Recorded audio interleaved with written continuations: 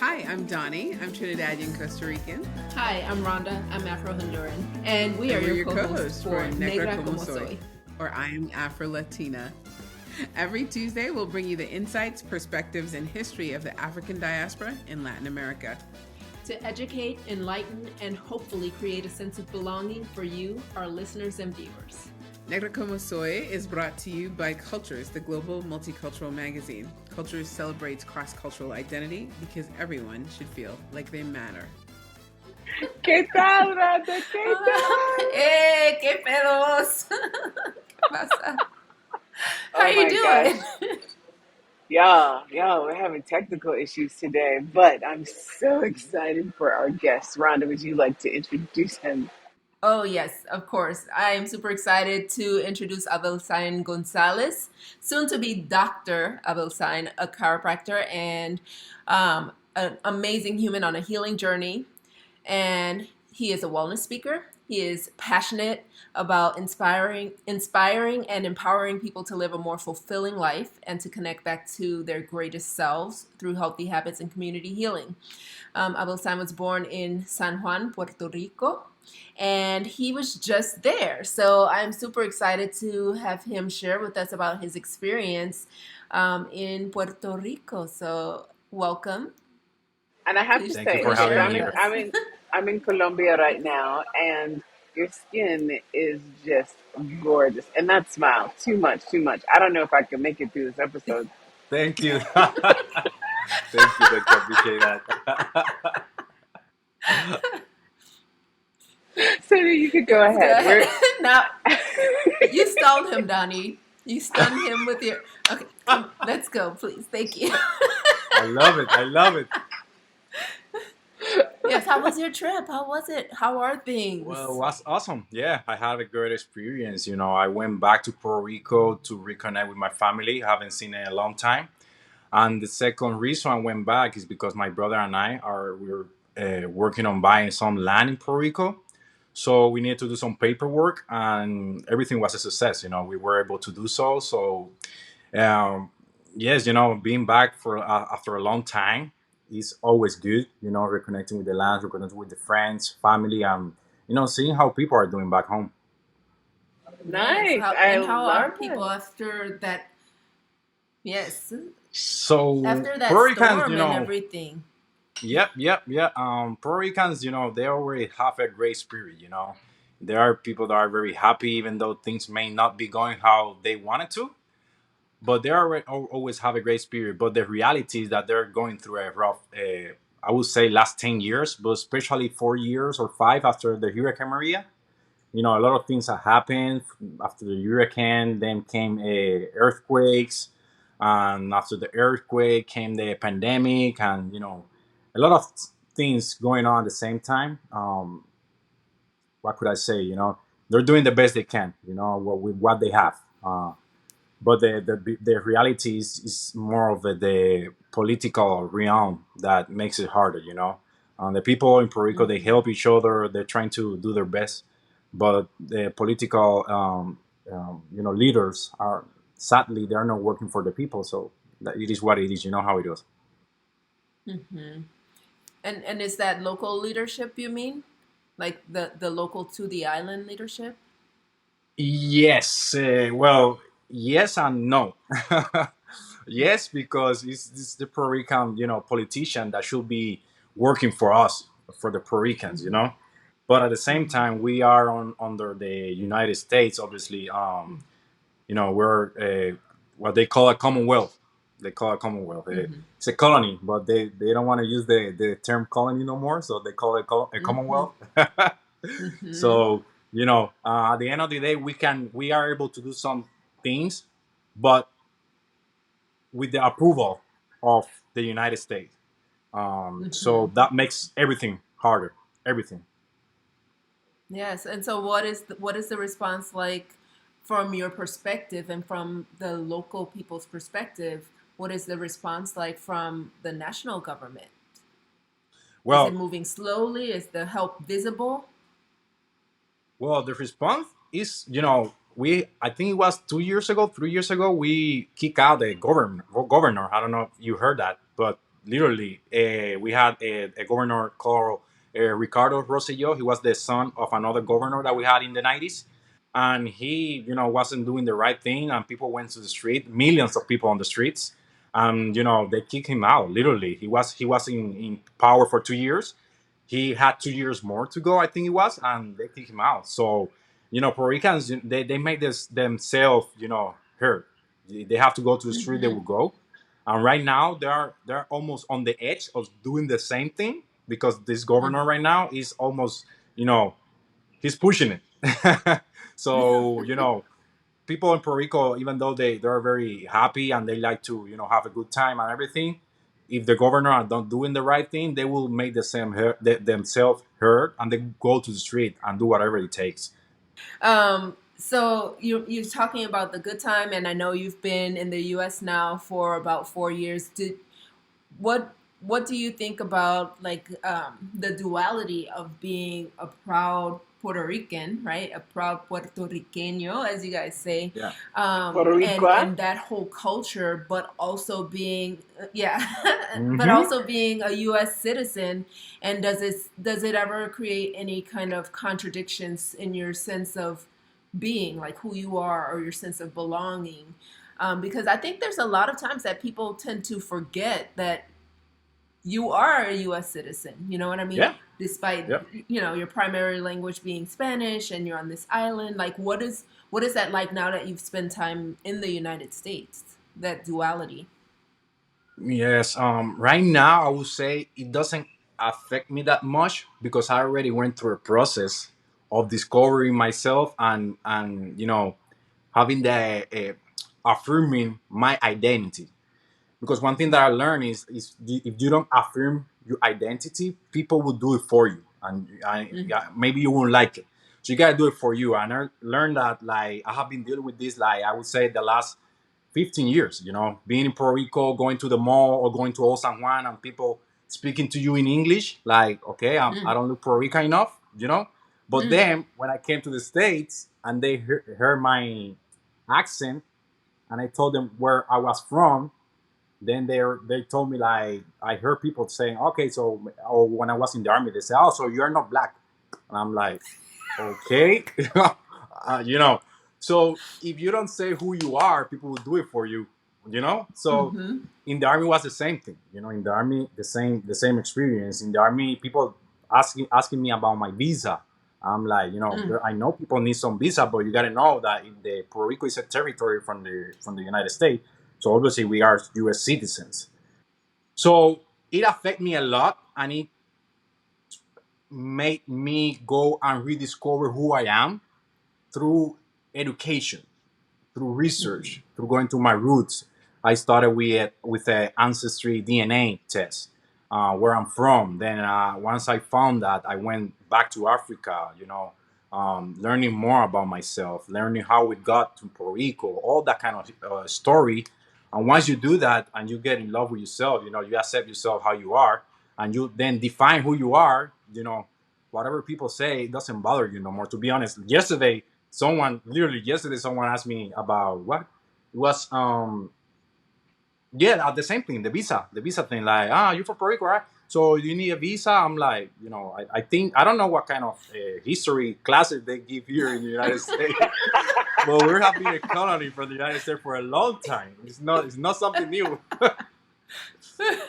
What can I say? Yes. Yes, yes, Doni and I were yes. just talking. I'm sure she'll want to jump in about people if you're black or not. Like, oh, so you're not black? Like what? Right, Donnie? Yes, I mean, I'm laughing at so many things. I've been taking notes as you're speaking because almost every point you made in your sentence is so much what we're about, what we talk about on this podcast. And, Hmm. Rhonda and I, this is why we're Hmm. kindred spirits because it's like we know each other without even saying a word. We'll just start laughing about something, and I'm like, I think I know what she's laughing at. She's like, I know what you're laughing at. But it's the same thing. Are you black enough? Are you Latin enough? Because you have an accent, so you must not be from here. Oh, well, and see, Hmm. that's an issue for me because I don't have an accent when I'm speaking to Americans, right? But then when I'm in a Latin Hmm. speaking country, often they'll think I'm local, but some people don't. We talked about that someone said I Mhm. was African American the other day, which was a shocker because I usually don't get that. But we talked about African American being a culture, not really a race, right? And so that is a culture that may Mhm. not be our culture because that's why they see us as different. We're not thinking like them, talking like them, eating as they would expect. And so you're 1,000% right. If we don't Mhm. claim our identity, someone will impress upon us what they think it should be. And that's what, I mean, that's why Yep. Dr. Rhonda and I are part of cultures. That's why I started cultures because it's like we know who we are 100%. Other people try to tell us who we are, but we want to be confident and we want to make sure other people are confident in that identity so they can move through the world and feel Mhm. good and let their light shine the way it's supposed to. Yep. 100% agree. That's true. I love that you went back Yes, to but I Africa. So love the tell us approach a that you little. took. Yes, I was just saying the same thing. See, look, we're here. Um, Tell us about when you learned about how Puerto Rico, how the African diaspora came to Puerto Rico, right? Like how when you went back to Africa and what that looked like and what you learned and how it helped you. So when I say I went back to Africa, I didn't mean like in person. I still want to, and I will go. That's one of my dreams. And I have a couple of friends because I was learning Swahili. That is the most spoken language in Africa, Swahili. So I made a good friends. They were teaching me through internet. But when I said that, I meant that I went back to Africa researching, books, learning more about where we come from. But I learned that what they teach us in school may not be the whole story, the full story. Whoever wins the war is the one that write the books, right?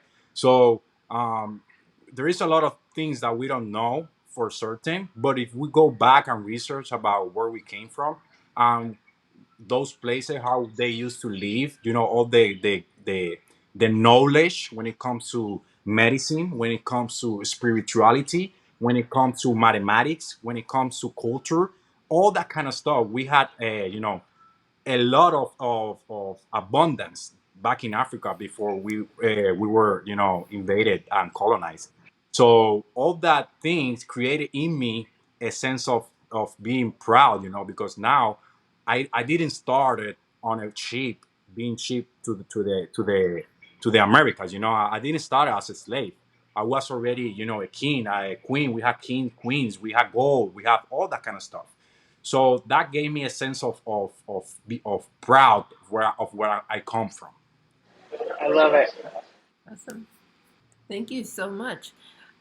You mentioned earlier that you were looking into buying property with your brother, and you also had talked about people coming from outside of the island and kind of taking advantage of of the natural disasters that have occurred, and people having loss of homes. So tell me more about that work in preserving land as a Puerto Rican and making sure to keep your community invested in the place that you call home. Yep, yep. Yes, right now we're having a mass of people going to Puerto Rico and buying houses and buying land because of the prices. Obviously, for Puerto Rican, it's a lot of money when they sell it, but for American, it's not that much. And obviously, Puerto Rico is a beautiful island. You can be in 2 hours. You can go from the mountains, a beautiful mountain forest, to the one of the best beaches in the world. So 365 beautiful weather. No, no snow or anything. So yeah, my brother and I bought some land just in the center of Puerto Rico, in the middle of Puerto Rico. We're planning to, grow some food. It's the most important thing, growing food. But we want to create a coffee brand. We want to create a coffee brand and use that brand as a way to educate people. We want to use the brand as a way to export the Afro-Boricua culture. So there's gonna be like a behind of that. It's not gonna only be coffee, but what the coffee means. So that's one Oh of the wow. the, the roads that we want to use. But yes, right now, how I said, Puerto Ricans are selling houses, selling land, because the situation is so hard. So they say, okay, it's better to have, I don't know, 50 Ks now or 100 Ks now, forget about the future. You know, the majority of these people that Mhm. are selling these houses are old people, so they know that, you Mm. know, it may sound hard, but maybe I have 10, 20 more years to live, and I can have 100Ks now. They're not looking at beyond that. And then obviously the American comes and they see 50, 75K. Some of them, they have the money, so they just buy, you know. But the problem with that is that then the prices of the houses increase. And then the Puerto Ricans, especially young people like me, and the middle class, it's hard for them to buy, to be able to buy a house. Mhm. This So is it what's brings happening some in challenges with. this is what's happening in Costa Rica. I mean, Costa Rica, it's millions to Mhm. get a decent house because of all Yep, the Americans going there. And yep. I don't, we didn't talk about it, but I'm Costa Rican, so it's the same situation, and it's Okay. unfortunate because then the locals are the ones that suffer. But there also are gringo prices versus local prices, right? And in that scope, we're considered gringos, anyone who's not from there, even me. Hmm. So yeah, yeah, Yeah. that is happening in a lot of places. Being honest, that's the same thing that happened in Hawaii a long time ago, and it's happening. I have heard in Mexico. There's places in Mexico. It's happening the same thing. So yeah, it's hard. It's hard right now to think what's going on. Hmm.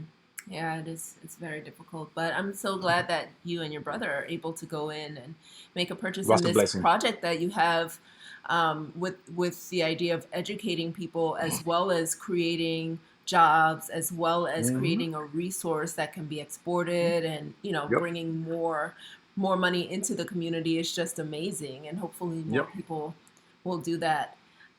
Do you plan on incorporating that business in some way to your medical practice, or is there any connection to that, or is it completely separate? It could be because one of the ideas is to make sure the coffee is 100% organic.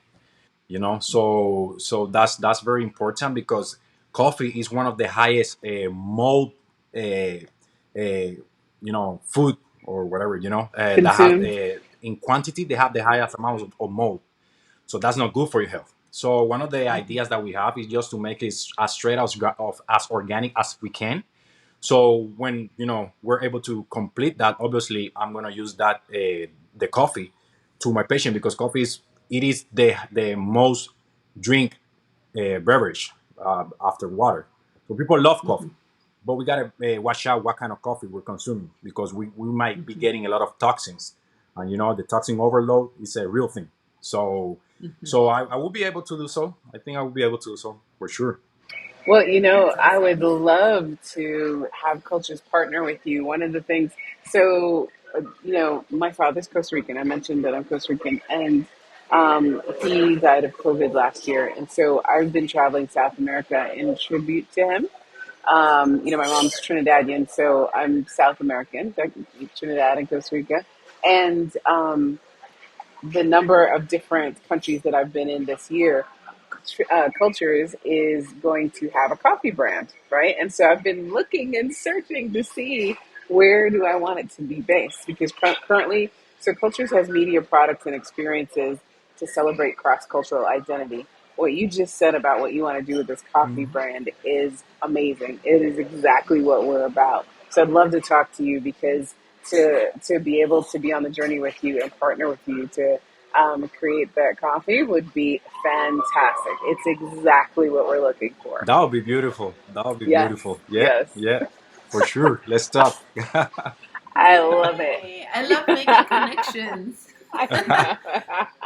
That's awesome. Yes. It's part of it, so we use media products and experiences. And so, like I said, we have tea right now, or maybe I didn't say it, I meant to say it. But coffee is such a big deal, and the countries that we come from all are known for coffee, right? And to couple Hmm. that with the Hmm. African diaspora, which is what Negra Como Soy is about, and to talk about the history, which is exactly what we talk about, knowing your identity, understanding your history, understanding where you came from so you can feel confident in that. That literally ticks every box. It's fantastic. I can only imagine. Oh, it just makes me excited Yeah, thinking about it. yeah. It's gonna be awesome. It's gonna be awesome. It's gonna be a great project. Yeah, I'm excited for it. Let's connect. Let's connect. Absolutely. Definitely, definitely. Yes, that's great. And on What the would you health like to part, leave us with, yes, I future was just going to doctor? say that. Thank Oh, you. go ahead. Sorry, Donnie. No, same thing. We're on the same page. Go right ahead. What would you like to leave us Oh, I with? was just gonna say, future Dr. Abelsain. What would you like to leave us with?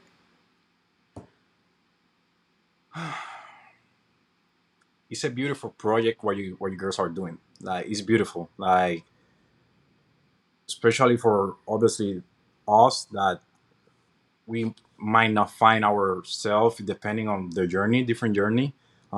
We're trying to fit into different cultures and ethnicity and here and that, and all of a sudden you find out that you gotta identify yourself, and people will have to accept you how you are or not, And just seeing what you girls are doing, this is beautiful. It's much needed.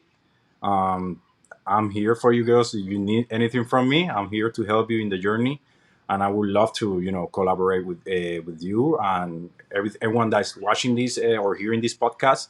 Just know yourself. Go into history. Go into the books. Read. Meditate. Take time alone, and accept yourself. Love yourself, and you're a special human being, and you have a purpose here. Fantastic. Thank Thank you. you That was so much. beautiful. Gracias. I appreciate Yes, it. Thank you for having me. yes. Thank you for joining us. Adios. All right. Ciao.